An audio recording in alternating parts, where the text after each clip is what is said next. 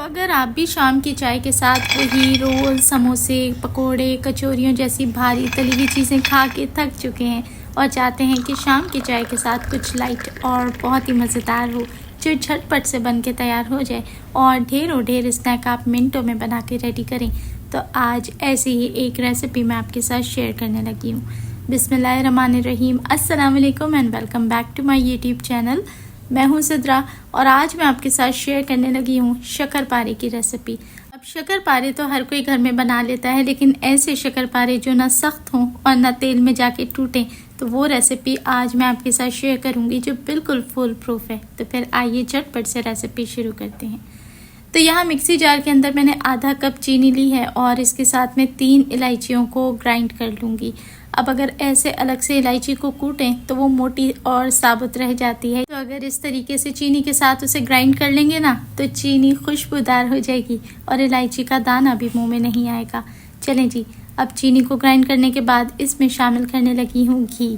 तो मैंने यहाँ आधा कप घी ऐड किया है और घी कोशिश करके आपने जो रूम टेम्परेचर है वही लेना है, ठंडा घी ऐड ना कीजिएगा। और साथ ही यहाँ पर घी के अलावा आपने कुकिंग ऑयल का इस्तेमाल बिल्कुल नहीं करना। अगर आप कुकिंग ऑयल में शक्करपारों को बनाएंगे तो फिर वो सख्त हो जाते हैं और जितनी देर आप फ्राई करने के बाद उनको रखेंगे ना, वो मज़ीद सख्ती होते चले जाते हैं। तो अगर आप इनको घी में बनाएंगे तो ये बिल्कुल से खस्ता बन के तैयार होंगे। चलें जी, अब यहाँ मैंने 1/4 कप नीम गर्म पानी का इस्तेमाल किया है और यही वो टिप सीक्रेट है इस रेसिपी का जो इसको बहुत खस्ता और एकदम क्रिस्पी बना के तैयार करेगा।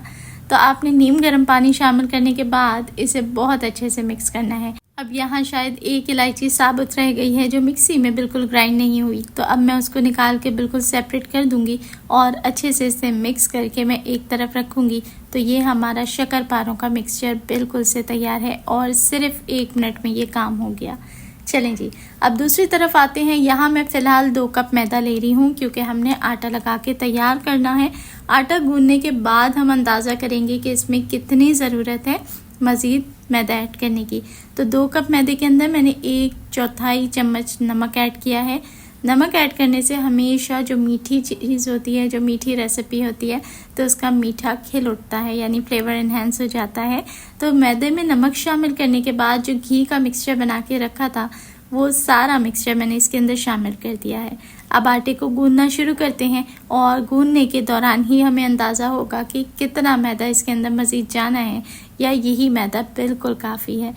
तो यहाँ मैं अपने प्यारे से देखने वाले भाइयों से और बहनों से रिक्वेस्ट करूँगी कि अगर आप मेरे चैनल पर पहली दफ़ा आए हैं तो मेरे चैनल को सब्सक्राइब लाजमी कर लें।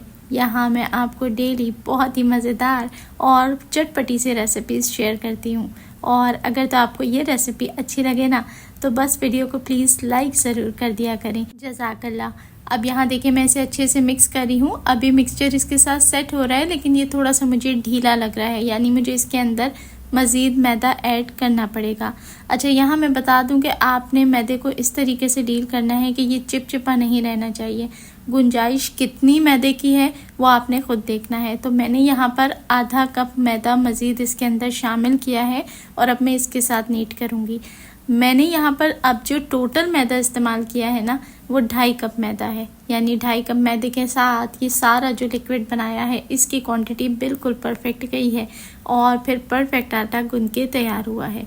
लेकिन क्या होता है कि अलग अलग किस्म की क्वालिटी के घी हम इस्तेमाल करते हैं और मैदा भी जो सबके घर आता है वो अलग अलग होता है। तो हो सकता है कि आपकी थोड़ी सी चीज़ों की क्वांटिटी ऊपर नीचे हो जाए, तो वो आपने परेशान नहीं होना, बस अपने हिसाब से एडजस्ट कर लेना है कि किस तरीके से परफेक्ट डो लग के तैयार हो। तो यहाँ जो मैंने क्वांटिटी बताई है, अगर आप उसको फॉलो करते हैं तो आप एग्जैक्ट इसी रेसिपी तक पहुँचेंगे।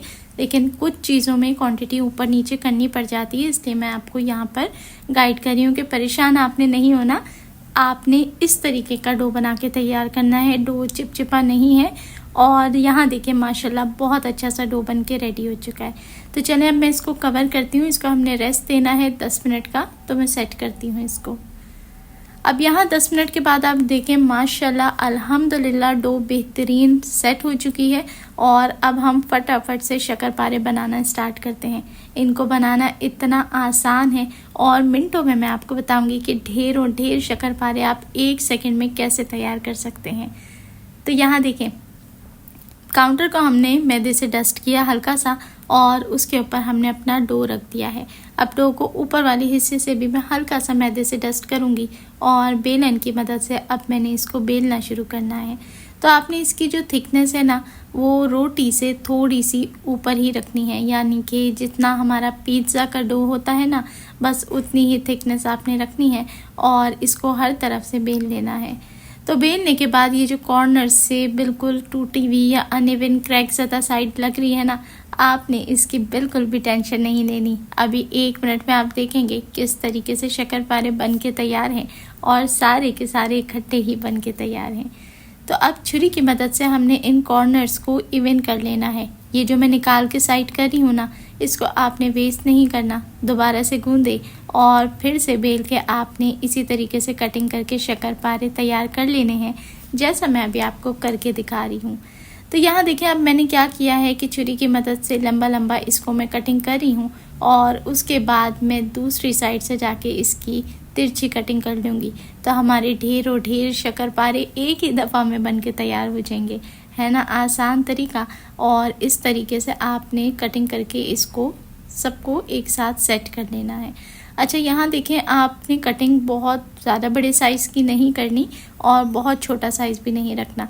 बस ये देखें, इतना साइज़ होना चाहिए कि शक्करपारा बेहतरीन बनेगा, बेहतरीन फ्राई होगा और खस्ता सा बन के तैयार होगा। तो सारे शक्करपारे ईज़िली नीचे से भी सेपरेट हो जाएंगे क्योंकि हमने नीचे मैदा डस्ट किया था। तो यहाँ देखें, इकट्ठे सारे शक्करपारे बन के तैयार हैं और जो बचा हुआ डो था ना, उसको भी बेल के मैंने सारे इसी तरीके से प्लेट के अंदर सेट कर लिए हैं। प्लेट में रखने से पहले भी आपने एहतियातन इस पर हल्का सा मैदा डस्ट करना है ताकि ये चिपके नहीं। तो अब चलते हैं शक्करपारों को फ्राई करने की तरफ। फ्राई करने के लिए जो इसकी बेहतरीन टिप मैं आपको दे सकती हूँ वो ये कि आंच आपने बिल्कुल दम वाली रखनी है और पहले आप 1 या 2 पीस डाल के चेक कर लें कि तेल अच्छे से गर्म हो चुका है। तेल हमें हाई टेम्परेचर पे बिल्कुल भी नहीं चाहिए क्योंकि ये मैदे के बने हुए हैं और अगर तेज़ गर्म तेल के अंदर आप ऐड करेंगे ना तो मैदा जाते के साथ ही जल जाता है। तो आंच आपने बिल्कुल धीमी रखनी है। 1-2 पीस डाल के चेक कर लें, अगर बबल्स बने और वो फ्राई होना शुरू हो जाएं तो बस आपने इकट्ठे चम्मच की मदद से सारे ही एक साथ ऐड कर देने हैं। बस आपने इस बात का ख्याल रखना है कि कढ़ाई में एक टाइम पे जितनी गुंजाइश हो ना, आपने उतने ही शक्करपारे ऐड करने हैं ताकि उनको तलने की गुंजाइश मिल सके। अब यहाँ देखें, बिल्कुल धीमी आंच पे फ्राई कर रही हूँ तो तकरीबन लगभग इसे 6 से 7 मिनट लगेंगे कि ये खूबसूरत सा गोल्डन ब्राउन कलर पकड़ लेगा। बहुत ज़्यादा डार्क कलर आपने शक्करपारों को नहीं देना क्योंकि जब आप इसे तेल से निकालते हैं ना तो उसके 2 से 3 मिनट तक इसके अंदर टेम्परेचर हाई रहता है, जिसकी वजह से ये मज़ीद कलर पकड़ लेते हैं। तो आपने इसको थोड़ा सुनहरा होने पे ही निकाल लेना है। तो देखिए, माशाल्लाह एक बैच कंप्लीट हो चुका है और अब दूसरा बैच मैं इसमें ऐड करने लगी हूँ। तो ये थोड़ा सा सॉफ्ट ही रहते हैं। आपने तेल में ऐड करने के बाद 5 से 6 सेकंड्स तक तो इसे बिल्कुल भी टच नहीं करना। उसके बाद आहिस्ता से चम्मच चलाते हुए इसे टर्न कर लें और ये जब आप फ्राई करते हुए निकालेंगे तो ये थोड़े नरम रहते हैं, लेकिन कुछ ही सेकंड्स के बाद ये खस्ता और क्रिस्पी हो जाते हैं। तो शाम की चाय का साथ हो और ये मज़ेदार सी प्लेट पास हो तो फिर क्या चाहिए। बेहतरीन रेसिपी है, ज़रूर आज ही ट्राई करें। सिर्फ 2 से 2.5 कप मैदे से आप ढेरों ढेर शक्करपारे बना के तैयार कर सकते हैं और फिर आप इनको स्टोर भी कर सकते हैं आराम से। 1 महीने तक के लिए एयर टाइट कंटेनर के अंदर स्टोर करें और शाम की चाय के साथ जब भी दिल करे तो निकालें और इंजॉय करें। रेसिपी कैसी लगी एक प्यारा सा कमेंट करके मुझे ज़रूर बताएं और अगर आपको लगता है आपने मुझसे कुछ नया सीखा तो इस वीडियो को लाइक ज़रूर करें। देखने वाले सभी लोगों का बेहद शुक्रिया।